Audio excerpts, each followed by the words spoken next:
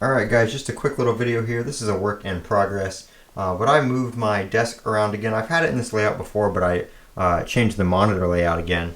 It used to be up against the wall over here, this way, and then this is the other one right here, big monitor right there.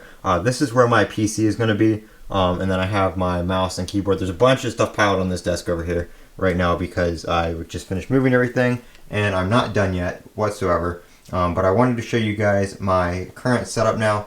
So I've got my 14-inch M3 Pro MacBook Pro right here with my two monitors. So I went back to using these dual monitors on the mount as opposed to just the MacBook or the MacBook and that, or the MacBook and one of those. I like having the MacBook down here with its screen open, and then I have the two monitors right there, and I'm doing this with just one cable right there. I'm using my 2B1 dock over there, so it's plugged into both monitors as well as Ethernet, and that has USB and stuff on it as well, so that's where I'll be plugging in my drives and stuff like that with all my Final Cut Pro stuff on it.